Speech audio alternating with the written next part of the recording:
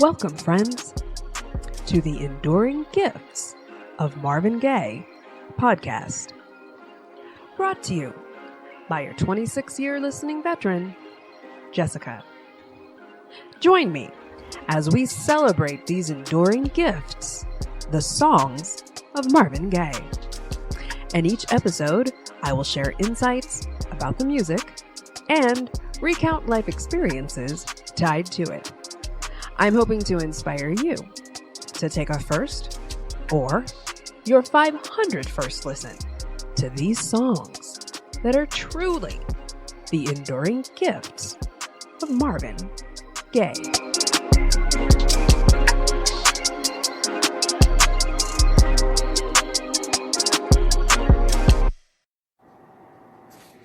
Hello, welcome. In this episode, I want to focus on Marvin Gaye and Hawaii.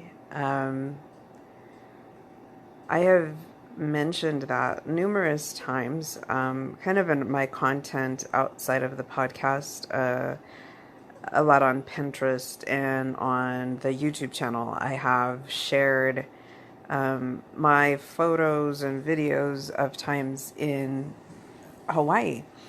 And that is coming from a genuine connection to Marvin Gaye, though, is not just some random thing.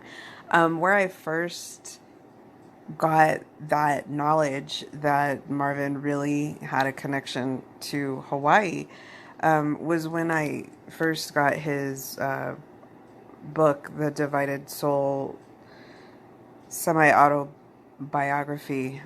Probably when I was about 15, I think I got that book. And there was a part in the book where it described that Marvin actually lived in Hawaii for a few months. A good little period of time there. He was really roughing it in Hawaii. He was living in a bread van. He just kind of went off the grid, and was just living real simply. I see a lot on YouTube nowadays. It's real popular to try and, do this van life thing, like getting a van and refurbishing it and living in the van. Or, the tiny homes thing. So, Marvin was down for that. There's a picture of him playing with his son in the bread van in the book, and it says it's from April of 1980. So he was there for a little while with his son, and he visited, multiple of the islands. I was looking for kind of official references in my materials last night, and in Jan Gay's book, she has a chapter dedicated to various of their times in Hawaii, and she points out Oahu and Maui where they stayed. Now, I'm recalling also that somewhere before I got a reference that Marvin really enjoyed Maui, and he really enjoyed Haleakala, the Haleakala side of the island, basically. Maui, kind of, I've been to Maui actually the most of my trips to Hawaii, but I don't know the side of the island that I'm referring to. But call it, if you're going north to south, if it's just top to bottom, right, and then there's a left and a right, Haleakala is basically the whole, it's the backside of the island. That's the way to describe it. And what it is it's this huge dormant volcano, right? It's a mountain. It's just a huge mountain that leads up very high, and it used to be a volcano. It's really famous and I actually have never gone all the way up to Haleakala. I've never done this on my multiple trips to Maui. I think I've been to Maui 4 times, maybe 5, but I think it's only been 4. And in all actuality, this is really odd. I have been to Maui the most of my trips to Hawaii, but it's not my favorite island at all. at all, but I have been there the most. Um, so, but Haleakala and what Marvin, I have read, he really enjoyed Haleakala. And I would understand why. What a lot of people do is, it's like this thing to do about Haleakala is you go before sunrise. So you're going up the mountain. You like start heading up at like 4 o'clock, maybe in the morning. I don't know if that's maybe pushing it too late. But you get up to the top of the mountain, so you're driving up the road that winds up the mountain in the pitch dark black, which I think is probably why I have not ever done that. It's pretty high. And I wouldn't really want to be driving a mountain road in the pitch dark black like that, because it is a winding road and everything. But you get up to the top, and then you watch the sunrise, because you are literally so high that you will be above the clouds. And so there's kind of like iconic pictures of that vantage point on Haleakala, where people are up at the very top, and they're literally above the clouds. So as the sun starts to rise, what you're just seeing is like an ocean of clouds. It's really cool. I would want to do it, but then at the same time I wouldn't, you know what I mean? Because it's like, excuse me, when I'm going to Hawaii, I'm on vacation, and it is like a needed vacation. It's like a restful, needed vacation. And I am not trying to get my black ass up before the ass crack of dawn to, you know what I'm saying? It just said, then on top of that, to be driving in the pitch black up some winding ass mountain that I'm not familiar with. And yeah, and then they also, this is what they say too, and this is another thing that I'm not ever really trying to pack with me when I'm going to Hawaii. They always say, they're like, and it's really, really cold up at the top of the mountain. So if you plan to do that, like, you need to have like a coat, and you know what I'm saying? Like, you can't just go up there with your beach wear, because you're going to be really cold up at the top of the mountain like that. And it's like, you know what? No, that's okay. I'm not going to Hawaii to be cold.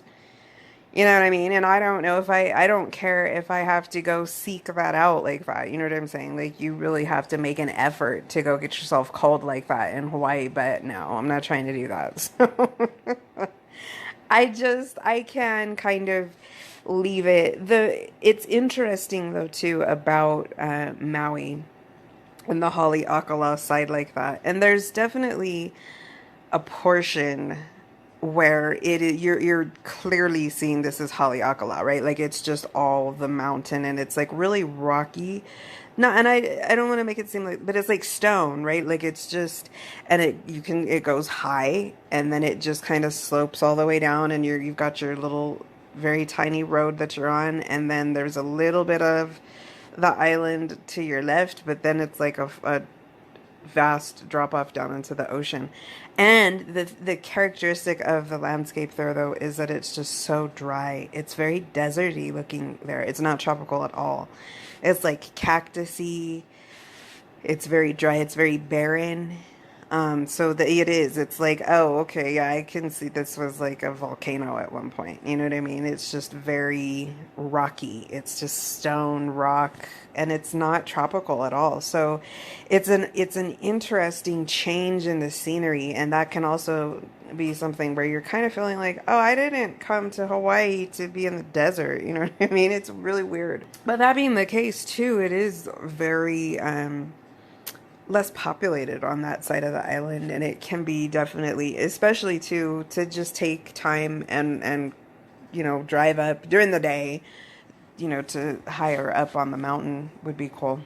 My parents told me one trip they've taken that they did that. They actually drove up to the top up there and did that. Yeah, I don't know.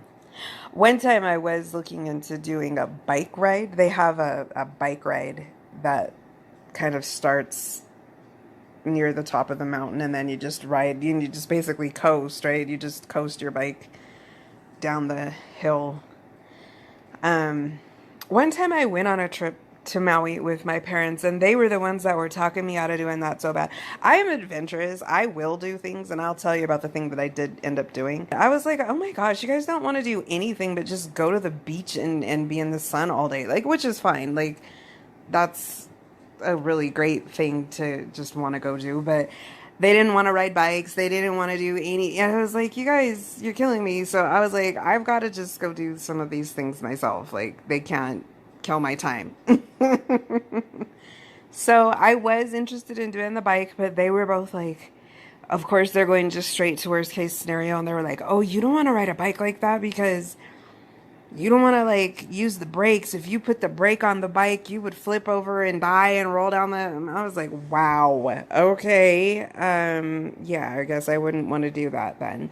But what I went and did instead, and this was on the Haleakala side, and we drove up kind of high onto the mountain there, and then I got strapped up to this guy. He was in the back and I was in the front because we were doing this tandem thing, and he was like 6'5". I'm 5'5", so he was a full foot higher than me. We're just kind of, there was a van full of us that were driving up this mountain. We got collected at the bottom, and then we, piled into this van, and we were driving up to the top, and they were just kind of, that was our little tutorial. Is like, they were briefly kind of telling us what we were going to do. We were going to get tied together, and we were going to be tandem, and we were going to, just need to be in sync with each other, and then we were going to run, and we were going to jump off of a cliff, and he was going to handle the fact that we would now be paragliding. And so I was doing that, and but he was a foot taller than me, and so we get up there, right?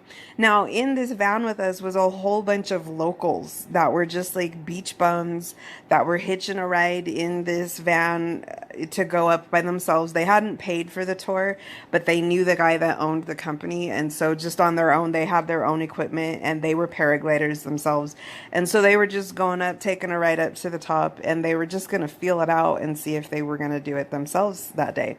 And so as we were driving up to the top, all of them were talking shit. They're like, oh, hell no, dude. There's way too much fog going on right now. And look at how much thicker it's getting as we're getting up here. You can't see anything. They're like, oh, hell no. This is dangerous. We're not going to do this. We can't go. And I'm sitting there. But like, our plans, the people that had paid to do this, they were not canceling us to do this. And so then we got out once we got up to the spot. And one of the locals, he came up to me and he was like, I just want to let you know, though, like, that's just us. Like, we're not going to do it, but you don't need to feel bad about doing it right now. And I was like, yeah, that's a fail, but that's like an epic fail, trying to reassure me right now, because what the fuck, you know what I mean? But like, whatever. So we got up there, and then me and this dude got connected together, like he was harnessing me in and stuff. And right, like, he's behind me because he was the one in the back that was going to be controlling all the gear and stuff. And this was our prep. He was like, all right, we were probably like 20 feet from the edge of this cliff. And the thing of it was, though, the fog was so dense and thick that's like, there was the edge of the cliff and then there was fog. Like, I couldn't see the drop. I couldn't see any type of a view. Fog was just encircling us. And so he had everything strapped in, and then he was like, all right, we're going to run. Like, we need to get a good running start. So we'll kind of start low, and then we'll just go. And so we started out low, and I was like, okay, like, let's just kind of practice getting low. And we started out low, and then he started to run. And he kind of like stood up before too long. Well, it was literally like Fred Flintstone when he did that, dude. Like, my feet were just floating in the air. Like, I was trying to run. My little feet were moving, but they were just moving in air. And I have a videotape of this. I was videotaping this. And he starts to freak out on me as soon as we jumped off of the cliff. And we were in the air. And he was like, I can't believe you made me carry you. And I was like, dude, you're a foot taller than me. Once you raised up, my feet were off of the ground. How the fuck could I have been running with you? He's like, well, I can't believe that you made me carry you. He's like, well, if that's your reasoning, he's like, don't ever go paragliding with somebody that's shorter than you. And I was just like, okay, I don't see the reasoning there. Like, if the, so, he was a dick, dude. Oh my gosh. It was just like, and then being like strapped onto him like that, it was very uncomfortable. It was just an awkward time for me. But I am glad that I was videotaping it because I just got to get some great scenery. Finally, I mean, a lot of it in the very beginning, we are still in the fog, but then it opened up and you could see the island from the air. So it was pretty cool. But all of this is Maui. This is the site of the island that I have heard that Marvin was really drawn to. In Jan's book, she was explaining how one time Marvin had a concert appearance out on the island of Oahu. And so then they were staying in luxury. They were just staying on these really nice, in this really nice luxury hotel. And the thing about Oahu that's really cool is that all of the beaches there are public. Now, Jan was describing that they were walking on a private beach for the hotel that they were at. But the first time that I ever went to Hawaii, I went to Oahu. And I very much had an expectation that, you know, there would be parts of the beach that were private. But it was immediately explained that it's all public. And so I stayed in Honolulu, which is, you know, the capital city. It's where you fly into. And I didn't get a rental car, but how did I do this too? Oh, they had a little trolley. Because I was like, I went far away from the heart of Honolulu, though. They have a little trolley that runs on just a little loop in a regular basis. And it goes pretty far, just kind of up to about Diamond Head, and then it turns back around and comes down, and then it just runs that loop back and forth. So I caught the trolley, and I took it pretty far up, you know, out of Honolulu, out of the heart of the city, farther up into more, you know, just kind of rich people. It was like the equivalent of like Beverly Hills, right? It was just like rich homes, you know, kind of tucked away off of this main road that you were driving on. And there was a scenic overlook where it kind of looks down real high on a cliff down into the ocean. But there's a trail that you can take to walk down there. And I did that. It took me a while to get down there, you know, and then so I took the trolley, and they were looking at me because I was getting off, and they were like, well, you're getting back on? And I was like, no, because I took the trolley up there, and then I walked down that little winding trail to get down like hundreds of feet down to the ocean. And then it was totally isolated down there. I think I saw maybe 5 people on like a mini mile walk back down to Honolulu. And I was just walking along beach. Now, when I first got there, the beach was very like slate. It was very stony. There was no sand. It was just like black rocks, right? Like black, not like black pebbles, but just like slate. Like it was just volcanic, right? It's just a leftover volcano. Because it is right by Diamond Head. It's like Diamond Head volcano, which is like the main huge dormant volcano on the island of Oahu. And it just goes, you know, from very high down to the ocean. And so that's like the black rock of Diamond Head. So I got down to the water, and I saw some people out were surfing right there because it's very isolated. Like there's no tourists were there. And I chilled there for a little bit, and then I was like, okay, I gotta get walking back. And I just made my way. And it was now, so like I had said, there were these houses tucked off of the main road, well, up higher when I was on that trolley. Now that I had, you know, climbed down, and I feel like it was kind of a climb up for a little while too. But then at a certain point, I was just like on this pretty tight little trail. It was kind of like a little sidewalk, but it was literally right behind all of these rich houses. Like it was their yards, and then their fences, and then this little sidewalk path. but that was free access, right? It wasn't private. Like, I wasn't trespassing to just be walking behind all of these multi-million-dollar estates. You know what I mean? So it's like they do have beachfront access like that, and it is pretty private for them. You know, it's their backyard, and you have me being the pedestrian there. Like, I had to go through changes to get down there, but I was totally able to just be taking in this breathtaking view like that, just walking along the ocean. Because it was more of just, like I said, this little sidewalk than beach. Like, it wasn't a whole lot of beach as opposed to just kind of like the back of their property, this little sidewalk, and then kind of a little stone wall next to that, and then the ocean. So I walked that for miles and miles, and then there was a little park that opened up, so it stopped being homes, and then there was this little park, but the little trail was still pretty tight along there. And I kind of have a feeling like it was near there that Jan was talking about, that she and Marvin had stayed. It was in Kahala is what I heard her refer to it as. And I feel like that's kind of where this is. I've only been to, I don't want to say only, but I've been to Oahu twice. Like I said, this time I'm telling you about was my very first trip there.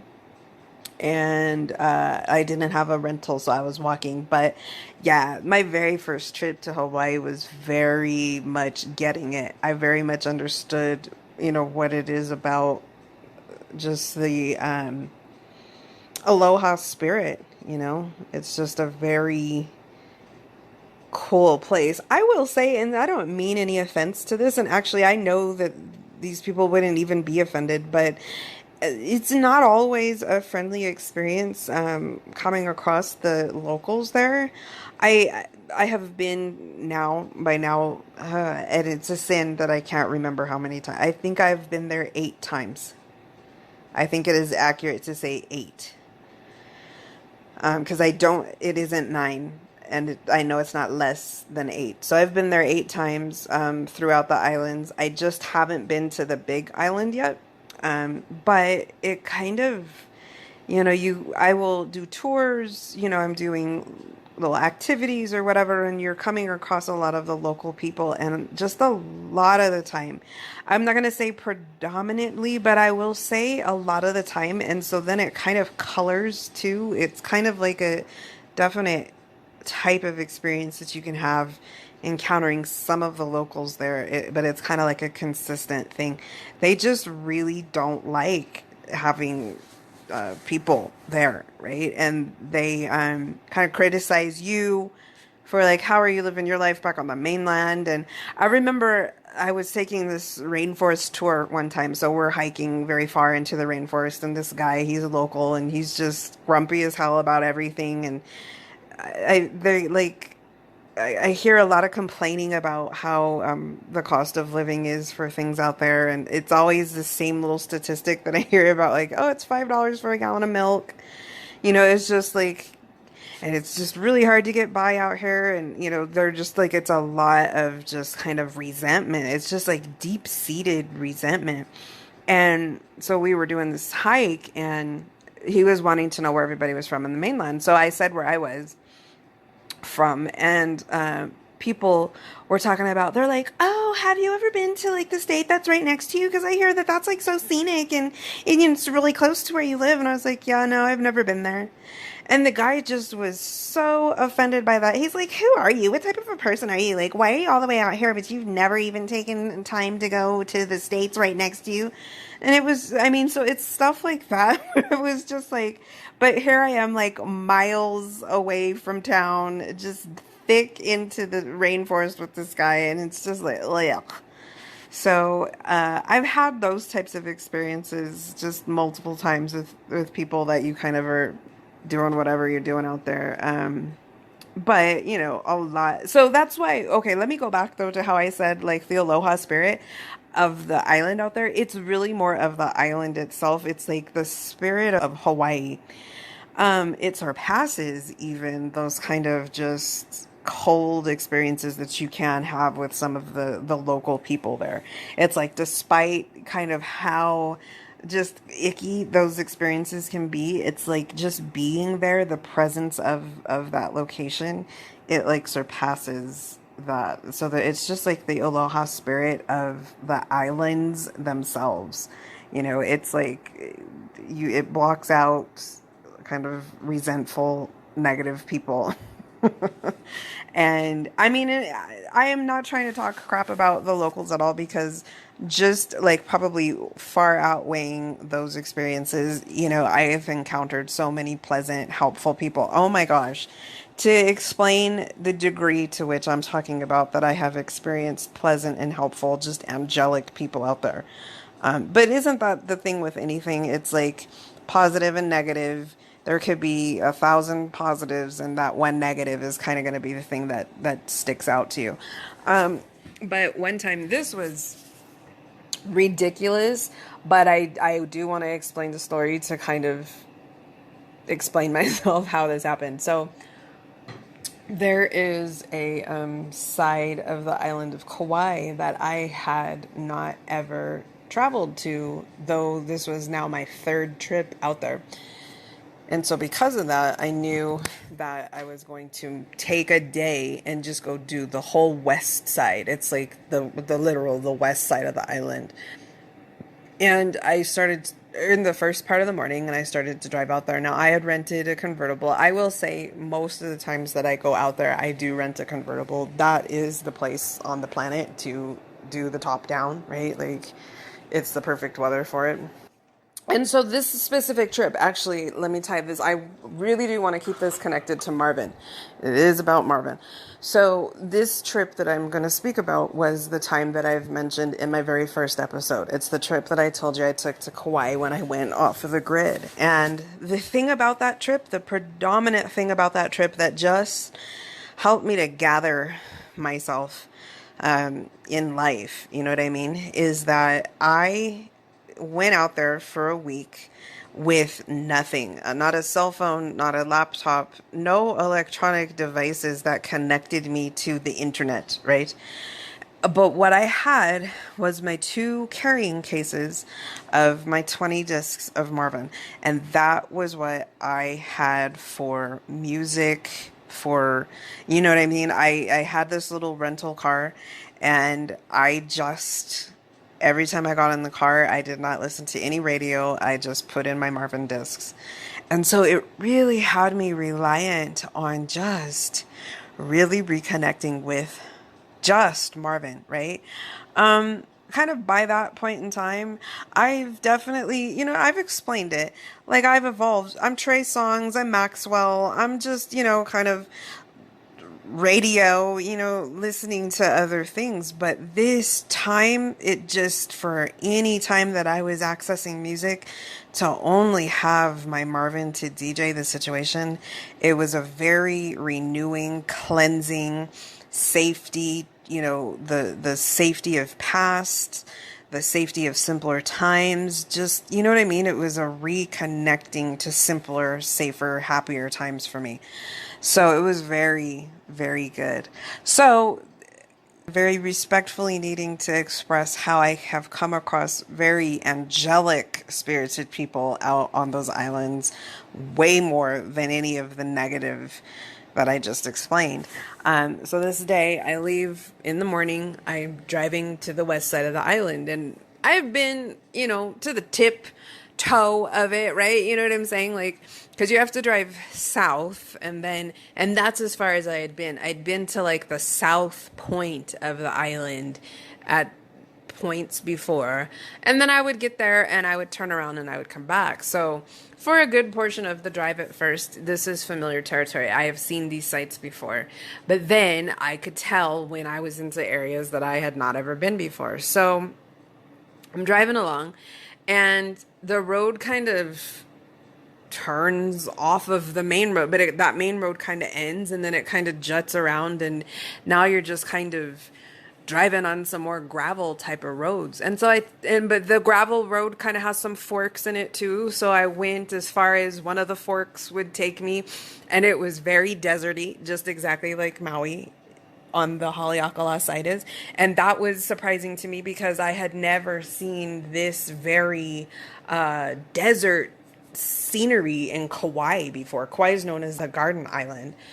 So, because it's just so green, it's so rainforesty, tropical. So this desert stuff that I was seeing, cactuses and just real prickly, dry, sticks and stones. I was like, where in the world? I had no idea that I would be coming across this. And so I was driving on this little gravel road as far as it went, and then I just turned around and came back down, and I came back to another fork that I had seen, and then I was driving, and this was totally gravel now, and I was driving on this gravel road for probably like 5 miles, I'm not exaggerating, and it was just going and going and going, and it was just in the middle of the country. There was nothing. There was no phone towers. I mean, I don't even know if you would have cell service if you were out there. Just there's no homes, no nothing, it's just out in nothing. And it was very dry. Like it was getting more vegetated. There was more trees and greenery and stuff, but it was still just out in the middle of nowhere. And I'm driving and driving and driving on this gravel road, and the road is fine, right? Like it's sturdy, right? So I'm driving and driving, and then finally this road is kind of ending. And so I pull over and I park, and I can see, because it's like a little outhouse, dude. But here's one thing that I just have to say about the outhouses in Hawaii. They are in amazing shape. If you've ever, like I told you before, we would go fishing a lot. And so sometimes there would be, a little rest stop kind of facility, right? Where it's like a toilet, but it's just a toilet, and it's kind of an outhouse. They have those in Hawaii too. They don't stink to high heaven, you know what I mean? And they're pretty darn freaking clean. And I went into this thing because I really had to use the restroom, and I was so just surprised at how not unpleasant of an experience that was. I was just like really, really tripping about how clean that thing was. And I experienced that more than one time. So it's interesting. But that's just a random little thing. I had to point that out. So I got out, and because I could see there was one of those facilities, and then and it was pretty shady right here where this was, but I could see that it had like a trail, the kind of a little beach, sandy trail access down to this beach. Now, what this beach turned out to be, and I had heard about this, but I had not been seeing the beach yet until I had to pull off of this gravel road park and kind of walk down. This is the longest beach on Hawaii. I think of all of the Hawaiian Islands, they say. Possibly not. Possibly there's a longer beach on Lanai. But this is like a 19-mile long, pristine beach because it's very isolated. And I mean, look at how far I just told you what I was coming through. Like, the tourists are not actively seeking this beach out, right? You've driven out of your way to get to it. It's like the road ends on the island here. So, I started to hike to the beach. And then once I got through like the greenery and the, entrance to it, and I just was out on the beach, so many things are going on. It is a very long beach, and it's a very deep beach. So meaning it probably was like half a mile from where I was standing down to the ocean.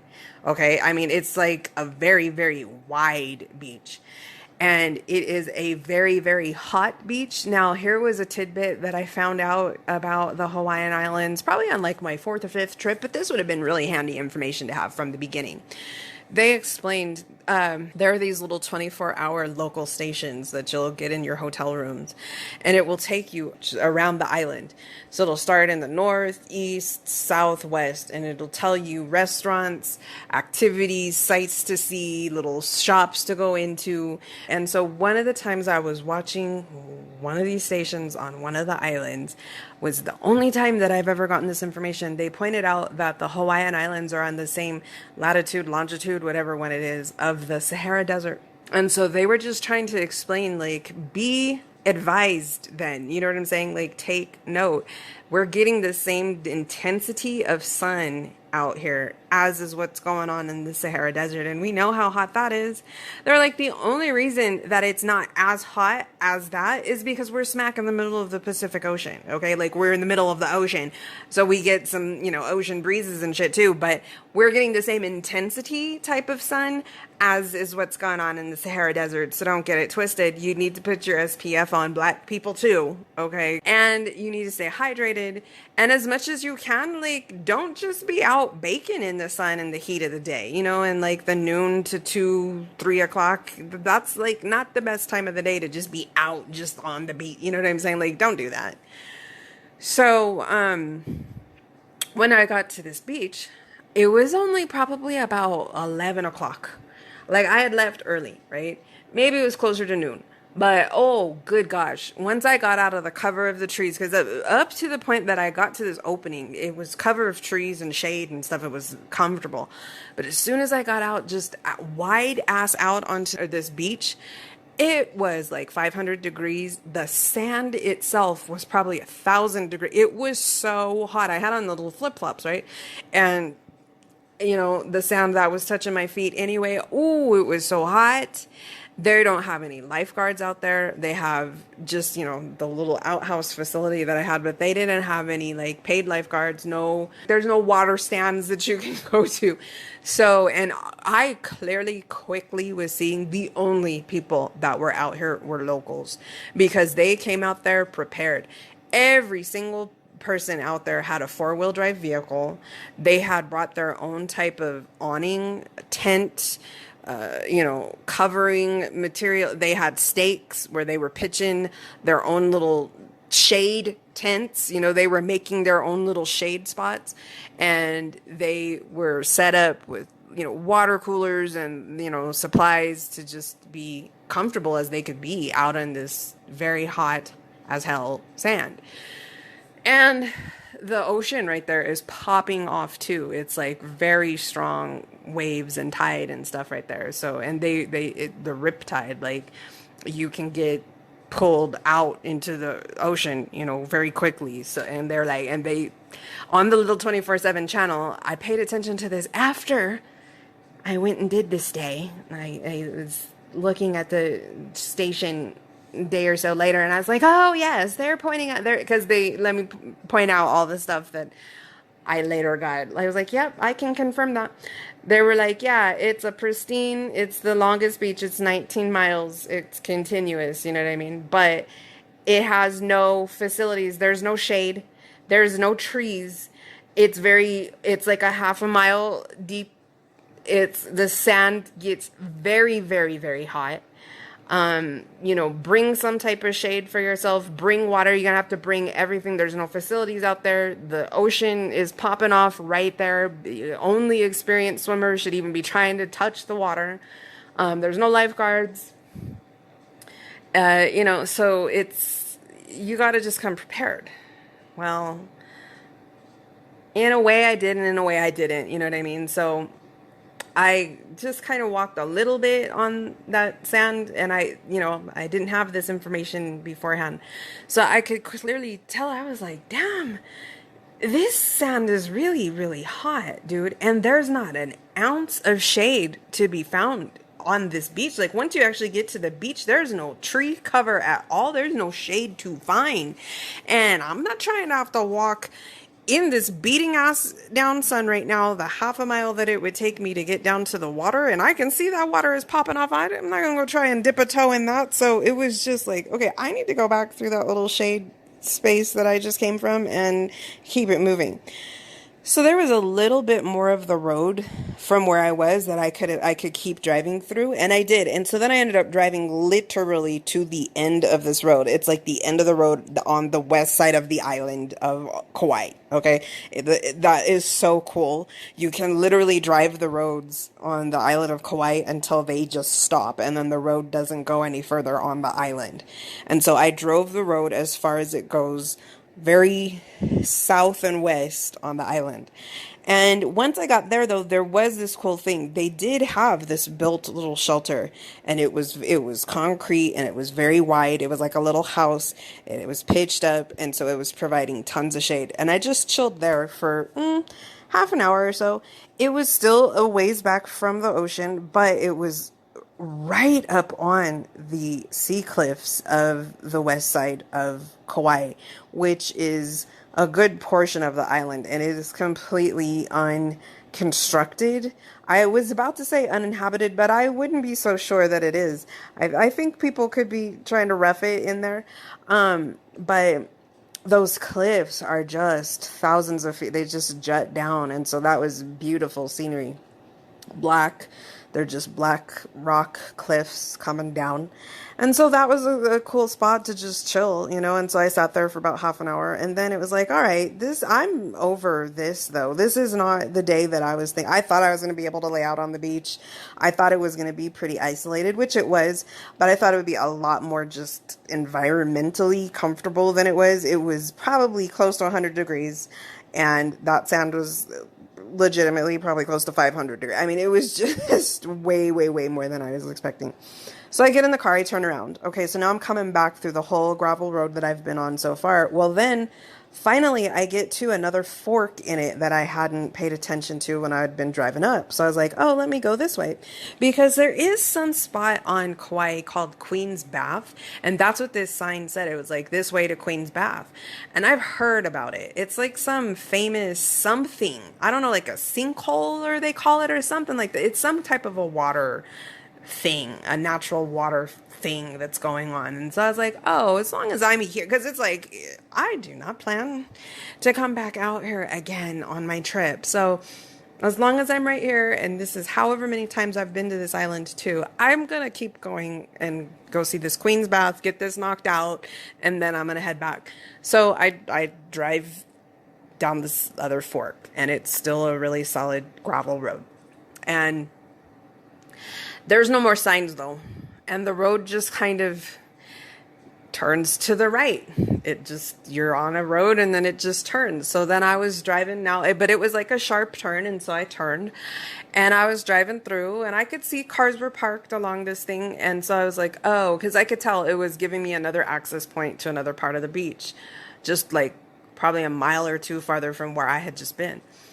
And so I was like, okay, this is cool. And so then it started to go up a hill. And I was like, okay.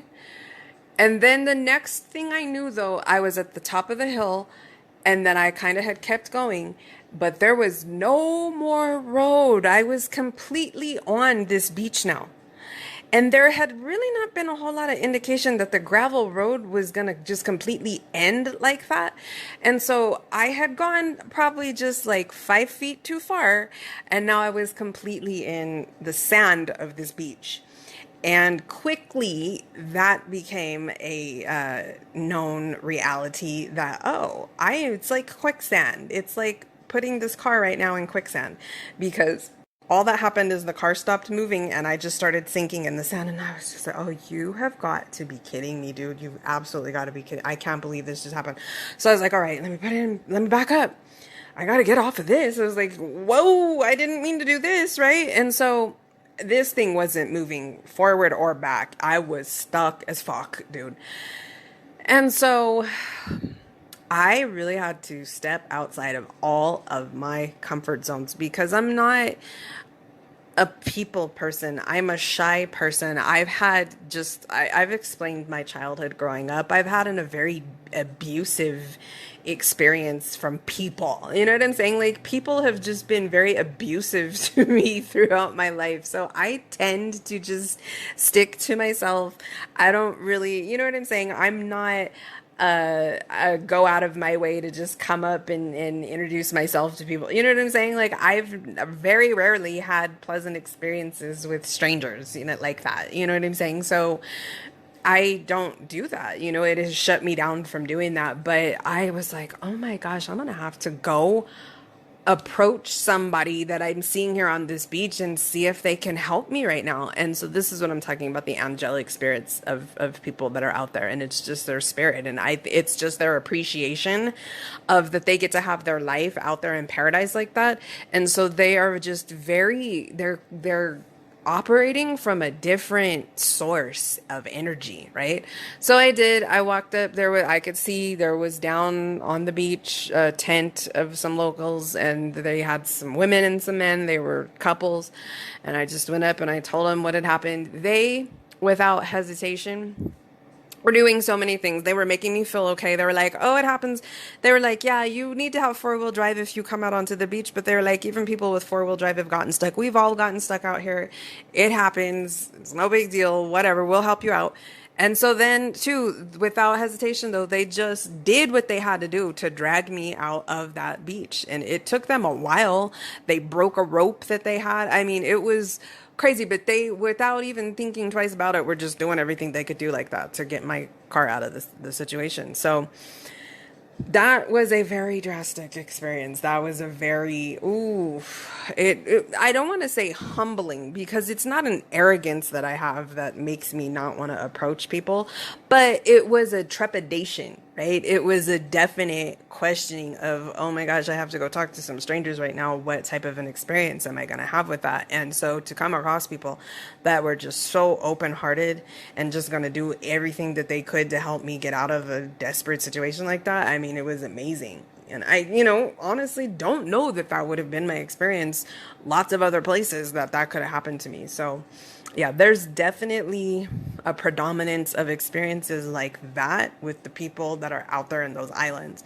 And I know that had to resonate with Marvin. It just resonates with anybody that has the opportunity to get out there. And just one thing that I would suggest to you is, if you ever have a desire or a thought, if you've never been, but you have a thought that that's something you would like to do, look into it. Look at holiday times. I will say the first time that I went to Maui, I did a little in and out trip. I got to Maui Thursday and I came home Sunday. So just a, real in and out little trip like that.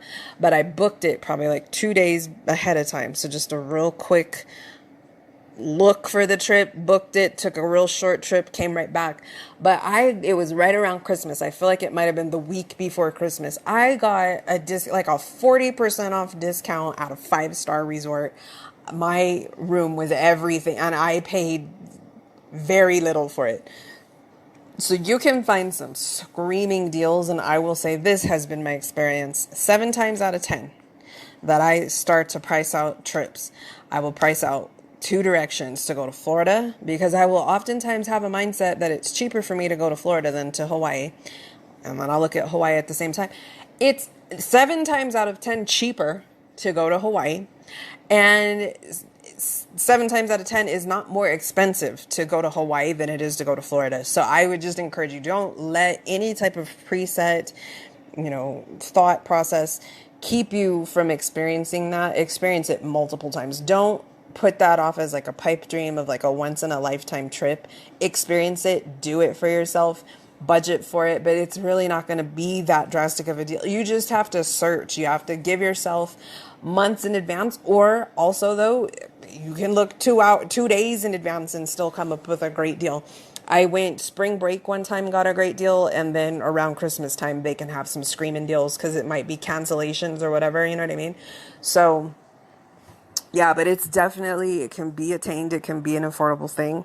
And I have just, as much as I can, I try and get out there, and I just am having Marvin in my ear, or he is the soundtrack to the road trips that I take out there.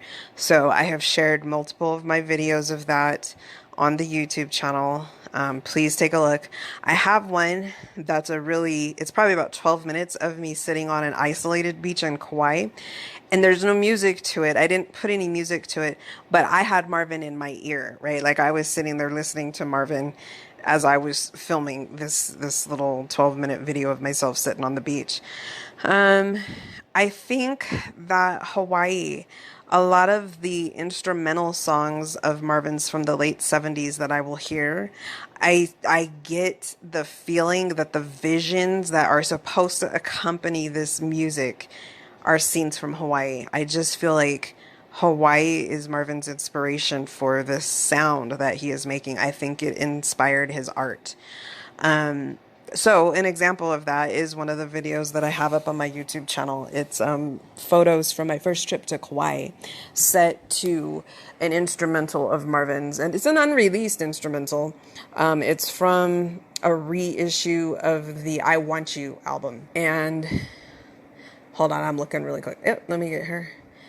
It is You Are the Way You Are. It's a previously unreleased instrumental from his I Want You time frame. So the late 70s. Yeah. Here was what I kind of think about Hawaii. So unfortunately, right, when I was looking at Jan's book last night, because I remembered her talking about them being in Hawaii multiple times. She talked about the trip to Oahu. She talked about an extended trip out on Maui. She explained how they come across the guitar player George Benson when they were out there. He had a home. I think he's had a home for many years out on Maui. And so he would take them around and show him his favorite sites on the island. But unfortunately, from her book and even from the semi-autobiography, the time frame of Marvin's life and what was going on in Marvin's life. So how I will best just categorize this is in the mid 90s. I was in high school. It's probably about 17. MTV did this biography or documentary on biography, right? It couldn't have been a documentary on Marvin. And they hyped it up for weeks before it was coming. And then when it was there, my eyes were glued to it. And it gets to the part where it's talking about how Marvin was in Hawaii, and it cuts over to they're talking to Smokey Robinson. And Smokey says that when Marvin was out in Hawaii, he contacted Smokey and asked Smokey if he could wire him over like $5,000, $5,000, some amount of money. And Smokey said that he wouldn't do it because he knew what Marvin would have done with the money and the people that Marvin had around him, and that he wasn't going to fund that. So he was like, it was the one and only time that I ever denied Marvin anything. And he's like, it was really hard on me, but I just knew it wasn't in his best interest to give him the money. Unfortunately, that was kind of the circumstances of Marvin's life, times that I have read about him being in Hawaii. But here's my take on that. I just kind of think that Hawaii gave us a little bit more time with Marvin. I really do think that, I don't know if I've said this so far, but kind of like that Hawaii is bigger than circumstances. I mentioned that I've been to Maui the most, but it's not my favorite island. And so here is a reason why I one time took a trip specifically to Maui. I was just having a hard time in life. I was feeling pretty lost. I just was in this career that I didn't want anymore. And I just needed to sort things out for myself.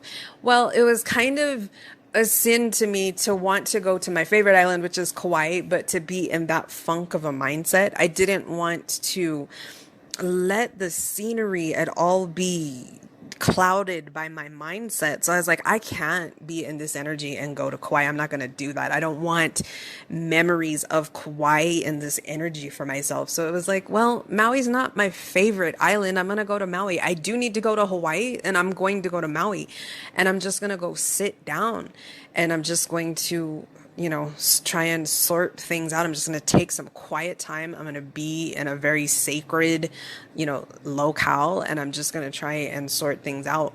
And so there is a picture that I took of myself, and I will post it. If I make a board for this episode, I will post this picture.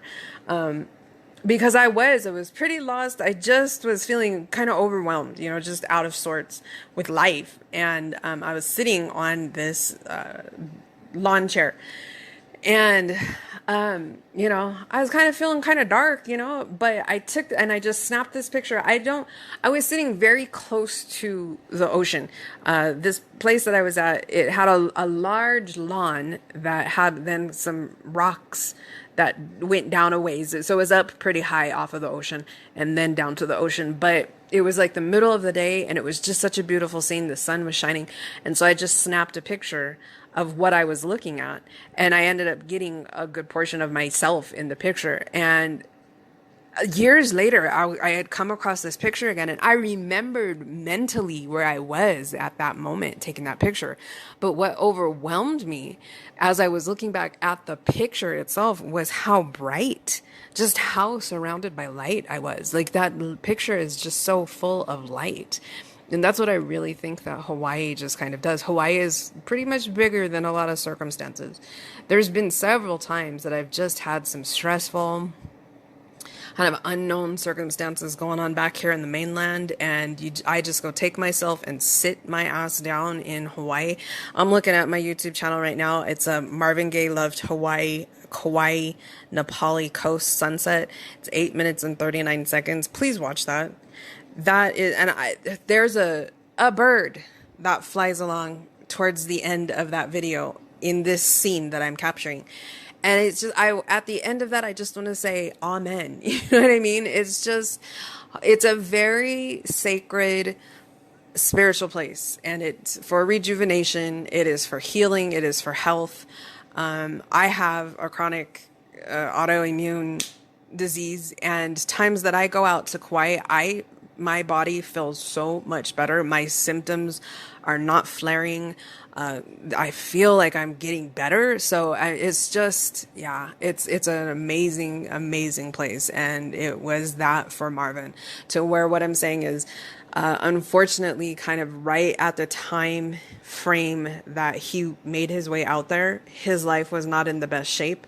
But I think that we kind of got, the more time that we got with Marvin and the albums that we got from Marvin, kind of from some helpful, healing, inspiring times that he had in the Hawaiian Islands. So a song that ties to this. Let me wrap this up with one last little anecdote about Hawaii and a specific Marvin song. So my first trip to Oahu happens March of 2011, and it was spring break time. I had actually, this is how I'm telling you, cheaper to go to Hawaii than Florida a lot of the time. It was my last day at a job, and I had given them 2 weeks notice, and within the first week, they immediately took away all of my work. So I was sitting there twiddling my thumbs. By Wednesday of my first week of the 2 weeks notice, I was like, you know what? Oh, hell no. I am not about to sit here for 12 more days just doing this. Next week, I need to take a trip somewhere and just put a buffer space between leaving this ugly environment, because it had gotten to be ugly, and that company had filed for bankruptcy, and they were coming through with a machete and just taking people's jobs away, and I knew I was next on the list.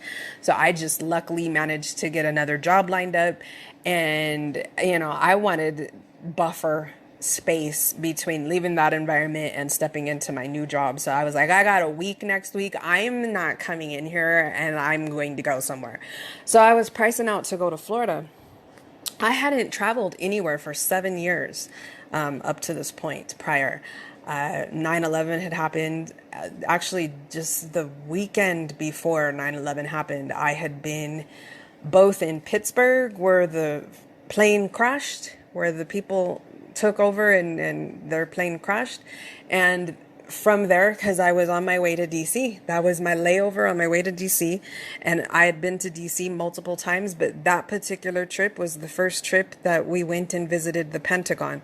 So I had just days before, I didn't go to New York. I've never been to New York, but I had gone to these other places and came back, and my first day going back to my little job, walking into my job, and the towers are going down. So,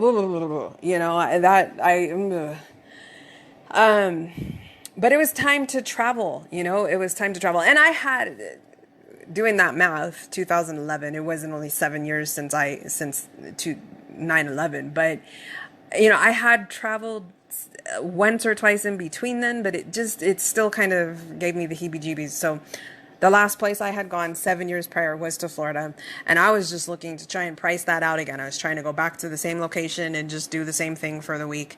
And it took me 8 hours, because I was just very painstakingly trying to find these things, price everything out. And at the end of the day, end of my day at this job, I was getting ready to hit the buy button. But then I remembered, I was like, right before I was about to purchase this, at the time I didn't have a credit card to my name. So I was like, crap, I know though, when I get to this hotel to check in, like I might be able to go ahead and buy this whole package right now. But when I get to that hotel to check in, I know a hotel always wants you to give them a credit card for a security deposit. I was like, crap, I don't have one. What will they let me do? I was like, I got to figure that out before I buy this. It's non-refundable and then I'm not able to check into the hotel. So I was like, oh, hell no, I got to call this hotel. So it takes me like 15 minutes to find a direct number to the hotel. I call them. They have no idea what to do with a scenario like this. So they put me on hold for like 10 minutes to figure it out. They come back. They're like, oh, we'll make you give us some cash. Like, you're going to have to give us $200 cash when you check in. If nothing happens, we'll give it back to you when you check out. And I was like, oh, yikes. That's kind of shady, but I don't have a credit card, so what am I going to do, right? So got that figured out, get back into Travelocity, going to try and buy this thing. And of course, by then, my flights had sold out, the hotel sold out. I was like, oh, okay, so I wasn't supposed to go.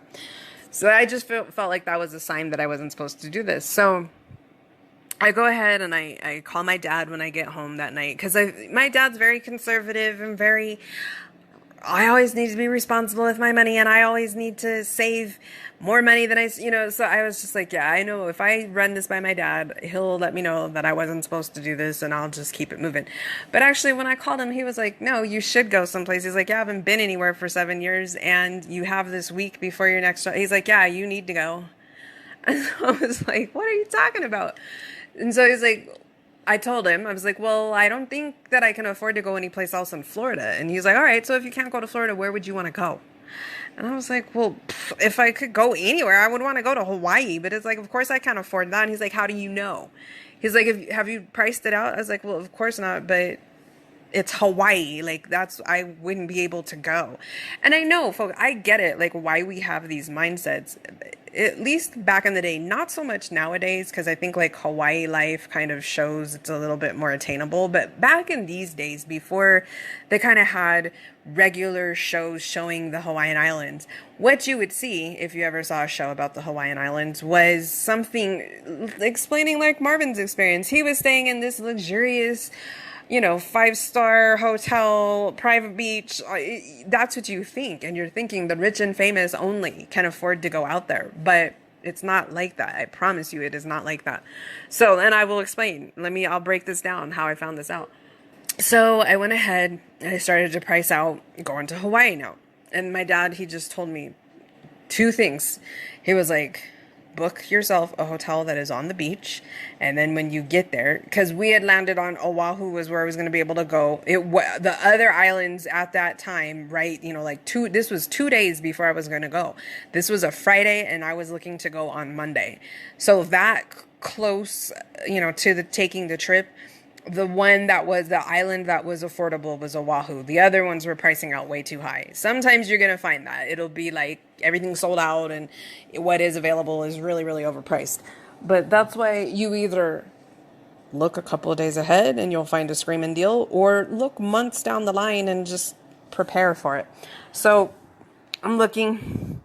He's telling me I got to get a hotel on the beach because he's been there before. He's been to Oahu.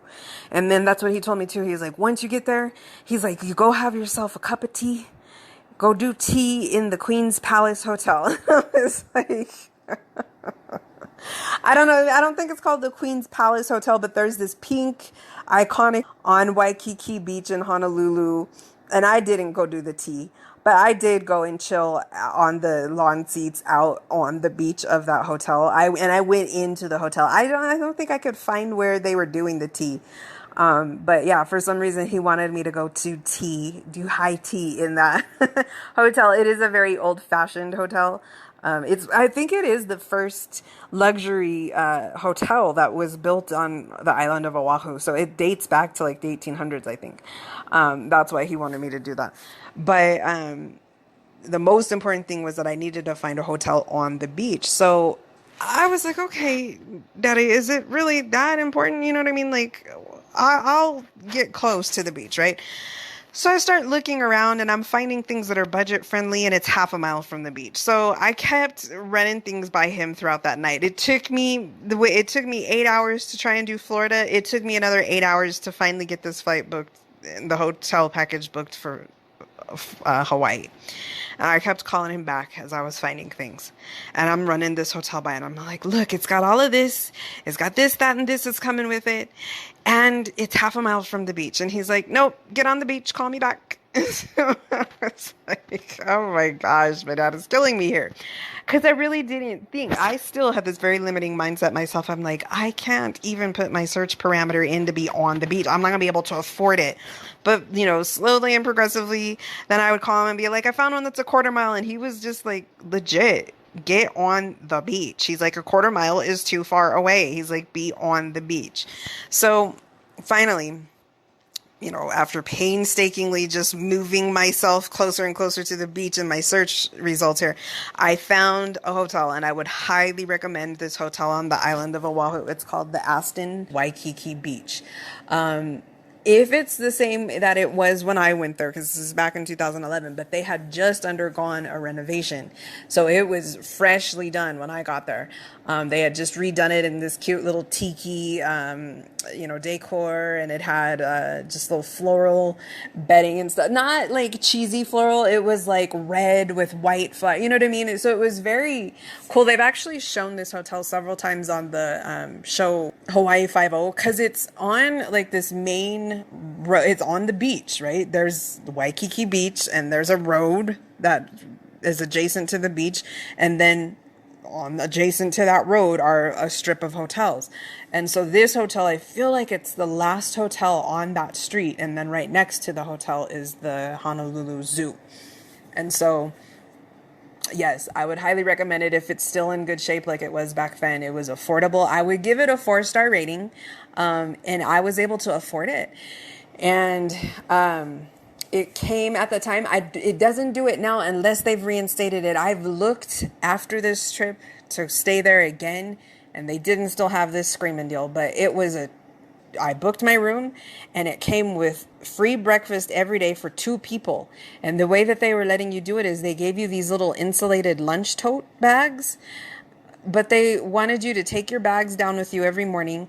And every morning they had a local hula Hawaiian dancer, singer, ukulele player, little setup like that down in their little courtyard. And you were just very gently woken up to this very soft, lulling music. And it was just very beautiful. So that was how you kind of got to the wake up call in the morning. And then you'd take your little insulated bags down. And I got 2. And they had this breakfast buffet that you could just walk through and load up your bag, because they were encouraging you to take your little insulated bag and go across the street and have your breakfast on the beach. So they had everything, fruits and pastries and yogurts, and they had an omelet bar and a waffle bar. I mean, it was just set up, and you just packed up your bag and juices, coffees, went across the street. They also had on site a Wolfgang Puck Express, which was good eating. I mean, it was high quality cuisine and like a $20 a plate thing, and they packaged it up to go. It was like fast food. You stood there, you ordered it, waited for them to make it. They packaged it up to go for you, but it was great eating. And I don't even eat fish, but they had a mahi-mahi that, of course, it was so fresh. Oh my gosh, it was so good.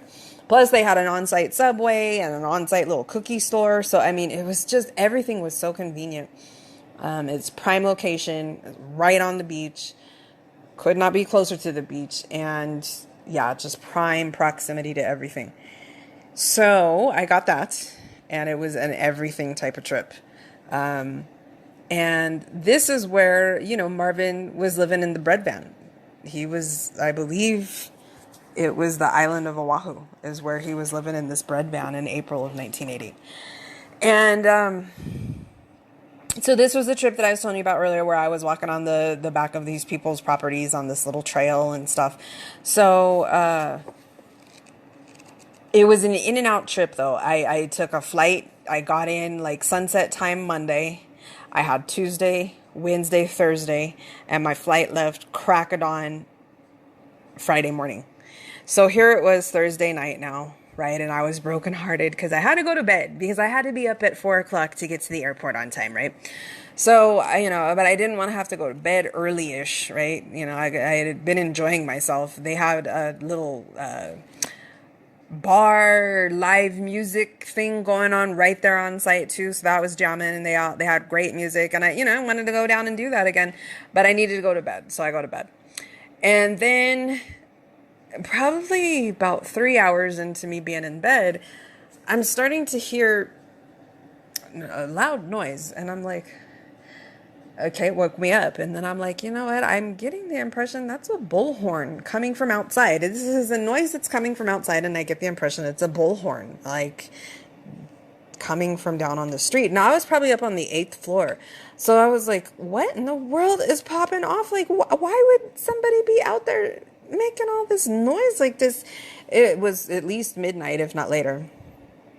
So I was like, and it just kind of kept on happening. And so I was like, I think I'm probably supposed to be hearing what is being said right now. So I went out onto the balcony, and then I could hear it. And it was, attention, attention, a tsunami is going to hit the island at 3 a.m. this morning. Evacuate the beach, get off of the street, and get up to at least a 3rd floor. Attention, attention, a tsunami is going to hit the island. It's not funny, of course, right? It's not funny, but it's like, are you fucking kidding me? Oh, no, right? So, I was like, oh, okay. The only imagery that I have in my mind of a tsunami at this point that I've seen, has taken place is the one that hit the Indian Ocean countries. What was that, in 2005? 2004, 2005, that devastating tsunami that I was like, oh my, yikes, dude. And so then a little bit after that too, pretty fucking creepy. And actually, you know what? I think before I got up and got out and was listening to that bullhorn, what was creepy as fuck is I heard something slide underneath my door. I was like, what the and I think that's the first thing that got me up. No knock on the door or anything, but just a slide underneath the door. And so I was like, what the fuck was that? So I go over, and there's a little piece of paper. It was from the hotel telling everybody the same stuff that's going off on the bullhorns. I'm like, oh my gosh, dude, this is really happening. So of course I get on the phone, I call my dad. And I just now realized this. If it was like midnight or 1 o'clock in the morning out in Hawaii, it had to have been 4 or 5 o'clock in the morning when I was calling my dad. So that just had to be, no matter what, that had to be a horrible phone call to be receiving. And then once he picks it up and he's talking to me, I'm telling him that a tsunami is about to hit the island. Like, it was just horrible. It was horrible. So we're sitting there, and he was just like, I tried to keep it together, but after a little bit, I started to cry a little bit, and he was like, it's like, oh, he's like, it's okay, it's gonna be all right, you're gonna be fine. But we had the Pacific Ocean in between us. Like, there was nothing he could do but to tell me that, right? To just try and get me to calm down. So, I realized, like, I just had to do that. And so he was like, just stay informed. He's like, turn on the local news, see what's going on, see what they're saying. He was like, call the airport, see if your flight is canceled. He's like, because it might not have been canceled yet. There could be a chance. Thank goodness, my flight was early enough in the morning. He was like, it could be possible that they would still get your flight out. And so he was like, just, you got some calls to make and some things to do, right? So I was like, all right. So I do those things. My flight, for some reason, was not canceled. So, you know what? And then it was just like, okay, I was sitting there and I'm watching this local news, and they just are, scrutinizing the situation, and they have a little live cam going on. And so here we go. My dad, though, right? Like, and then I'm not blaming my dad, but it just is what the situation was, how he had insisted that I be on the beach, right? Then when the local news was doing their live coverage, they had a live webcam, and I'm looking at their thing, and I'm like, I swear this is right outside this hotel right now. Is the camera on the side of this building? Because the thing that they're showing on the TV right now, I'm looking at that on my balcony. You know what I'm saying? Like, I was on the beach. So, I couldn't look at that anymore after a bit. It was like, you know what came over me? The spirit of my grandmother. And I'm going to just tie her into this really quick. After my grandpa had died, I told you about how this neighborhood had just gone south, right? It had gone pretty bad. But it was actually interesting. By the time that my grandpa passed away, in these 2 years that my grandma was living in the house by herself, the neighborhood just all on its own, it straightened up, it cleaned up, it changed back into a family neighborhood. And you know why? And this was crazy. We were in the heart of just like the inner city of our area, and all of a sudden, I mean, and they had drive-by gang shootings. They called it the summer of violence. And it was like 2 blocks away from my grandparents' house, and the local news would be down there for the 10 o'clock news. Just, this is the latest gang drive-by shooting just happened. They just killed a kid, right? I mean, it was horrific conditions just in the blocks around my grandparents' neighborhood. At one point, the police came in and did this sting operation. They did a raid on a house. It was either the house right next door or the house next door of my grandparents. I mean, the situation was bad. It was dire. And then all of a sudden, though, after my grandfather passed away, and in those 2 years that my grandma was living there by herself, the neighborhood came back together because all of these Mexicans from Mexico started to move in. Little Spanish speaking only Mexican families. They had their young children with them, and they moved in, and the neighborhood just quieted down and it became family again. And so it was safe. I would stay with my grandma every chance that I got when I was in college at this point. And I remember, like, they would never leave. Her and my grandpa had never slept with the porch light on. And so now when I would be staying with her, this was not her habit. She wouldn't ever leave the porch light on for me. But I would go, at nighttime. I would go kick it with my sister or my friends. And I would be coming home at night. And there would be no porch light on for me. So I'd be coming home in the pitch black. But all of a sudden, it wasn't a dangerous thing. Like, I could do that. I could be walking up in the dark to my grandmother's house. And, it was just quiet as hell. Nothing was going on in the neighborhood. So anyway, you know what I'm saying? Like, she had gotten an alarm system in the house, right? Like, that was just a needed thing anyway. In the very beginning, my dad, my aunt, and myself were taking turns just most of the time trying to spend the night with her. But then it got to a point where, we weren't always able to spend the night with her every time. So she would be there by herself a lot. And one time when I was over there, she tells me, she's like, the alarm system went off about 3 o'clock in the morning the other night. And I was like, oh my God, honey. I was like, what did you do? What were you thinking?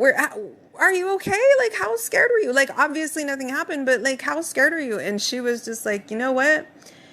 I wasn't scared. She was like, if they were going to get me, they were going to get me. And I've already explained my grandma to you, dude. Like, she was just as serious as she wasn't trying to make me laugh, right? Like, that was her legit response to that situation, to her alarm system going off at 3 o'clock in the morning. I don't know what had set it off. Nobody was coming into the house. Something had happened. It was like a motion sensor. So something had been sensed, but I think it might have been the wind or something. Like, she was safe. Nothing happened, but even if it would have been something popping off, dude, she was like, if they were going to get her, they were going to get her. So all of a sudden that spirit came over me in Hawaii at this moment, as I have been sitting here now for probably like a good hour and a half, just watching the local news, and they're just, live camming right outside of this hotel that I'm staying in. Everybody's just waiting for this fucking tsunami to come. It was like, you know what? I can't watch this anymore. And there's nothing that I can do about this. And this is happening, right? So I was like, the only thing that I thought to do was to just go run some water into the bathtub, so that if shit popped off, I would at least have a supply of water. And I went and I put some water in the bathtub. I didn't fill it up all the way. I didn't want to take more than my fair share, right? But I just put some water in there. And then it was like, let me change the channel. And do you know what, lo and behold, happened to be on at like 2 o'clock in the morning in Hawaii? Was the Jersey Shore. Full perfect timing. Could not have been more perfect timing. I just sat there and I watched the fucking Jersey Shore, dude. Just watching these fools living their sloppy, messy lives. Because it was back in the day. It was original gangsta Jersey Shore. It was all the Ron and Sammy drama. Now, that had been my show all along. That has been my guilty pleasure from day one. Actually, not from day one. I didn't jump onto it until they were hyping up the episode where Snooki got punched in the face. I wasn't trying to pay attention to that shit at all. They were hyping it up to be so trashy and so, embarrassing for Italians and stuff. So I wasn't jumping on that bandwagon. But then when they were hyping up the episode where Snooki was going to get punched in the face, I was like, oh no, dude. I was like, ooh, I might have to just look at that for a second. And then I was hooked. And so I kept up with that show for the years to come. So when I flipped the channel and I saw they were on, it was like family. It was like safety. I was like, oh yeah. I was like, yes. And it was in the episodes, like I said, where it was the height of that Ron and Sammy drama. And so it was just like, you know what? Unfortunately, Jersey Shore, what you're showing me right now is that shit could be worse. So I just sat there. And for the next several hours, and then I kept calling the airport and my flight wasn't canceled. So I just had the Jersey Shore. I was either full on sitting there watching it, or, it was time to just like get all the way completely packed up and just get all of my shit together and in my suitcase, because my flight was not canceled and they were on in the background. And I was just going to try and get off of the island, dude. So, yeah, nothing got canceled, and I had ordered already. When I first booked the trip, I had booked a shuttle to pick me up that morning to take me to the airport. And so the shuttle was still coming, but now actually by the time, and so they were pushing back the time frame of when the tsunami was going to hit, because 3:00 came and they were like, okay, actually we think it'll be here at 5:00 in the morning.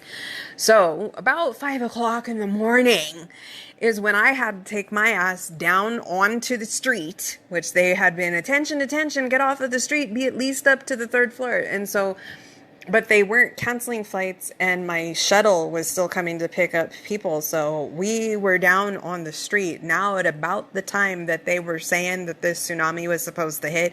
And where was I? Was on the beach, right? Like when I was down there, I got down to the shuttle. This guy was picking up a group of people, and most of us were there already, and he was loading our luggage in, and he was so on alert, and everybody, we were just standing there. We were probably like half a block away, because where he was picking us up was like on the back part of the hotel, and that was probably like half a block off of the beach. But it was too close for comfort, and we were just all standing there just looking like, oh my gosh, because we were waiting for somebody. There was this one last 2 people that were taking forever to come down, but he didn't leave without him. And so they finally got on, and then he was just booking it to get us to the airport. And we got to the airport, and they were still over the, intercom on the airport telling that the tsunami was still on its way. It was going to hit and shit, but flights were taken off, and oh my gosh, we got out of there. So why I'm telling you all of this, though, is because of Praise, the Marvin Gaye song Praise. I got on that airplane and I took a picture out the window. There was all of a sudden this rainbow that was in the sky. And I was just like, oh my gosh, that just was such a sign of hope for me. And so when I came back, this actually, just to let you know what all of that was the leftover of the actual earthquake and tsunami that had happened in Japan. That had actually just happened. And so as like an after effect of that, aftershocks, after waves or whatever, they were expecting that a tsunami was going to also hit the Hawaiian Islands. Now something did end up hitting there, but it was nothing to be worried about. It was no tsunami. It was just like some really high waves. It did a little bit of damage to some boats in the area, but I don't think anybody really got hurt in Hawaii. But they were just being obviously overcautious. So, but it, I didn't know that until I was landing in, where my parents were picking me up. They finally told, but my dad was laughing. He was like, that tsunami was following you though. He was like, it did its little bit of damage in Hawaii, and then it also did a little bit of damage in San Francisco, and I had a layover flight in San Francisco. So he was like, yeah, I was following you. So, when I came home, I put together a little movie to music, kind of like what I've got on my YouTube channel right here with the Marvin Gaye "You Are the Way You Are" instrumental. I just put all my pictures together and all kinds of songs. And right towards the end of the movie, though, I really focused on the song "Praise." And it was just, and I hope I can find this. I'm going to look and see if I have this in my files. And if I do, I'll post this up too so you guys can see it. It was like an hour-long movie, so I'll probably trim it down to the song "Praise." But, this song "Praise," this is finally kind of when I got like a very deep personal connection to it, because it turned that song around into something so personal for me. To just offer up your praise, dude. And Marvin's telling you to praise all the time. Praise him when you're sad. I'll add the line, praise him when you're scared to death. You know what I mean? It's just, sometimes you gotta just let it go sometimes and just be praising up and just stay prayed up. That's what my family says, you gotta stay prayed up, stay praised up. And so there's lines in the song, right? Praise him from the mountaintop. And in my little movie, I did it just perfect timing. I showed a picture of Diamond Head Mountain. Praise him even when you shop. And right at then, I took a little clip of a picture of this malasada shop that's legendary there on Oahu. It's called Leonard's. On this little 24-hour local Hawaiian channel, that was someplace that they said in Honolulu that you have to go check out if you like pastry, if you like donuts and stuff. It's like a local thing down in the Hawaiian Islands. It's this Portuguese dessert. It's like a Portuguese pastry, and it's called a malasada. And there's this place called Leonard's. It's iconic for it. And it's like the best. And I, hands down, because I have tried some other malasadas on other islands and other places on Oahu. Leonard's is the place to go. And so I had gone down to the front desk at my hotel asking them, I'm like, where's Leonard's? And they were looking at me like I was crazy, because it was probably about 1:00 in the afternoon that I was asking them this. And they're like, it's about 3 miles away from here, and the bus doesn't run that way. That little trolley that they're like, it doesn't run that way. So they were looking at me like, are you trying to walk in this hot ass sun right now 3 miles just to go to Leonard's? And I was like, yes, please. I was like, could you show me where it is? I had a little map. So they mapped it out for me. Once I got started, I understood why they were looking at me like I was crazy, because it was like, ooh, this is really too hot. But I did it. I walked until I got there and got in. They had been hyping it up. They had shown this little commercial. It was a local surfer. He was talking about any time that he makes it back to Oahu, he's got to go over to Leonard's and he'll order himself half a dozen malasadas. He sits right outside the door, right on the property, and he eats all 6 of them before he leaves. And I was like, ooh, I gotta go get me one of these. Like, he was making that shit look so good. When people eat food and they just make it look so good. So I was like, I have to go get one of these. So I finally got there, and I was like, okay, but I could smell it when I was walking up. I was like, all right, in this hot ass heat, this was worth it. I can already tell it was worth it. So they came out fresh.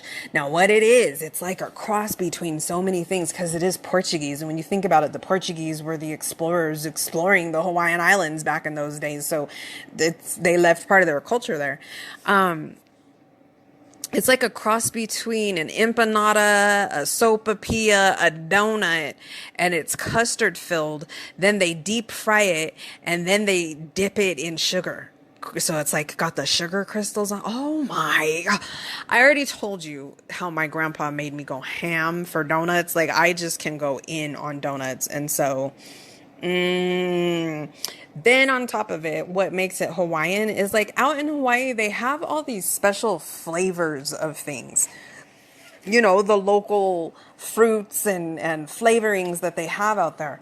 And I'm going to look and see if I can find this really quick. But I believe that this is called haupia is the flavoring, or the name of what they call certain things. And it's like a coconut fruit, kind of, not overly fruity, but it is like this custardy, creamy. Ooh, it's so good. So they filled it with that. Hold on, I got some that had that kind of a filling, and then they had chocolate. Oh, it was delicious. Haupia. Coconut pudding. Yes. Haupia is a traditional coconut milk-based Hawaiian dessert. Yes. Oh my God. Oh, I sat there and I ate that first one and I dedicated that to my papa because I was like, Papa, because he was with me right there. I knew my honey and my papa come with me when I go to Hawaii all the time. Okay. I knew that he was eating that with me. It was like, oh my God, Papa, this is the best donut. That it's not a donut that I have ever had in my life. Oh my gosh, it's everything. It was so worth it. So yeah, there's a line in the song Praise him even when you shop, and I sure did right at that moment. Showed my picture of the sign of Leonard's, dude. It was just like, yes, dude. It was, I made it there and I made it home alive. You know what I mean? Like, it wasn't funny at all because, you know, no really bad damage happened there, but very bad damage had happened, you know, just earlier in that day, someplace else in the world. So it was real. It was legit. You know, my heart went out to the damage that really had been done. My heart goes out right now to any of the listeners that are in harm's way right now. I hope you stay safe. Just stay out of harm's way as much as you can, please. You know, just abide by those rules. Take it seriously. You just always have to take it seriously, but stay praised up, dude. Pray it up, praise it up. Right in the midst, especially when you're scared to death, just praise it up, dude. Turn on the Jersey Shore, okay? Just watch the Jersey Shore. Just, you know what? It just goes to show shit can still be worse. You can look at somebody else's messy mess and it could still be a little bit worse. So, and honestly, like, just tying this back into Marvin too, I really think he was in the midst. He was kind of in the height of some of his hardest times that he was out here in the Hawaiian Islands. And I really just think that Hawaii being a little bit bigger than circumstances gave us a little bit more time, gave us a few more albums with Marvin. So definitely check out the scenes that I have here on the YouTube channel, guys. I got a whole playlist dedicated to it. It's at least, I'm looking at 1, 2, 3, 4, 5, 6, 7, 8, 9 videos right now. There could be more. I will put up more. I have more to make and more to give. So yeah, just definitely take care, and we'll be talking to you soon. Bye-bye.